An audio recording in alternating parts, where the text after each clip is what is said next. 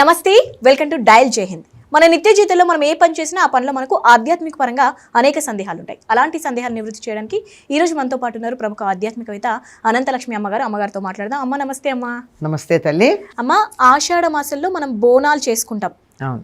అయితే సాంప్రదాయం ఉన్న వాళ్ళైతే చేసుకుంటారు కంటిన్యూగా. అయితే కొత్తగా స్టార్ట్ చేయాలనుకున్న వాళ్ళు కూడా ఈ బోనాలు స్టార్ట్ చేయొచ్చమ్మా? బోనం చేసుకోవచ్చా ఇంట్లో? ఒకవేళ చేసుకోవాలనుకుంటే పద్ధతి ఎలా ఉంటుంది ఏంటి? అంటే బోనం అంటే ఏంటమ్మా? భోజనం అనే సంస్కృత పదానికి వికృతి బోనం. బోనం అమ్మవారికి భోజనం పెట్టడం.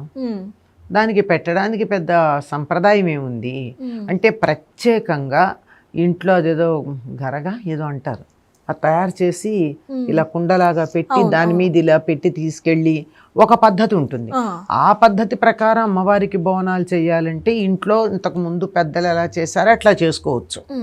లేదు అమ్మవారికి ఇవ్వాలనుకుంటే భోజనం వండి పెట్టచ్చు, లేదా ఇంట్లో వండి ఇంట్లోనే అమ్మవారికి నైవేద్యం పెట్టి ఎవరికైనా పెట్టచ్చు అమ్మవారి పేరు మీద. అక్కడ అమ్మవారికి నైవేద్యం పెట్టిన ఆహారం అంతా అమ్మవారి అలా మింగేస్తుందా? మింగదు కదా. అదంతా అక్కడ పెట్టి ప్రసాదంగా ఇతరులకు ఇచ్చేదే కదా. అట్లా ఇచ్చుకోవచ్చమ్మా. ఇప్పుడు ఇళ్లల్లో ఇతర ప్రాంతాల నుంచి వచ్చిన వాళ్ళు ఉంటారు. తెలంగాణలోనే బోనాలు పెట్టుకునే పద్ధతి ఉంది.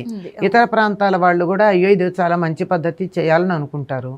వాళ్ళకి చేసేందుకు ఇదంతా ఇంట్లో పద్ధతులు తెలియగానే చేయాలని ఉంది. ఏం చేస్తారు? చేసే వాళ్ళకి వీళ్ళు బియ్యం ఇస్తారు. మా తరఫున మీరే ఇంకొంచెం వండి ఇచ్చేసేయండి, బోనానికి మేము సహకరిస్తున్నాం అని చెప్పి చేయడం జరుగుతుంది. అయితే అమ్మ, కొత్తగా స్టార్ట్ చేయాలనుకున్న వాళ్ళు చేయొచ్చా? చెయ్యొచ్చు, ఎందుకు చేయకూడదు? దాంట్లో ఏం లేదు. మళ్ళీ ఇన్ని సంవత్సరాలే చేయాలి అనే ఆ నియమం కూడా ఏదైనా ఉంటుందా? 2 సంవత్సరాలు లేదా ఒక సంవత్సరం చేసి, ఇప్పుడు జనరల్గా బతుకమ్మ అయితే 5 సంవత్సరాలు 11 సంవత్సరాలు అట్లా ఉంటుంది కదా. ఇది కూడా దీంట్లో కూడా ఏదైనా ఉంటుందా అని? ఒక సంవత్సరం చేసి మళ్ళీ నెక్స్ట్ ఇయర్ చేయకుంటే ఏం కదా అంటే దానికి ప్రత్యేకంగా గుడికి వెళ్ళడం అలాంటివి చేస్తారు చూడు. మాకు మా అలవాటు ఉందండి అని అట్లా చేసే వాళ్ళ సంగతి నాకు తెలియదు, కానీ మామూలుగా అయితే ఎప్పుడన్నా చేయొచ్చు. అయితే ఎలా చేయాలంటారమ్మా? అంటే బోనం కానీ అదంతా ఎలా చేసుకోవాలి అంటారు? బోనం చేయడానికమ్మా ప్రత్యేకంగా ఆ ఉజ్జయిని మహంకాళి అమ్మవారి దగ్గర చేసే పద్ధతులు కొన్ని ఉన్నాయి. కావలసినంత అన్నం వండడం, ఎంత అనుకుంటే అంత. ఆ అన్నాన్ని రాశిగా చేయడం, ఆ రాశిగా చేసినటువంటి ఆహారాన్ని వీళ్ళ రోజు చక్కగా అభ్యంగన స్నానం చేసి కొత్త బట్టలు కట్టుకుని పసుపు అవన్నీ పూసుకుని వేప మండలు అవన్నీ తీసుకుని, అంతే కదా అవన్నీ ఉంటాయి. ఆ ఇంటి ముందు వారు పోసుకుంటారు, అంటే నీళ్లు, పసుపు నీళ్లు అవన్నీ పోసి ఇవన్నీ అంటే శుచిగా ఉండడం అనేది.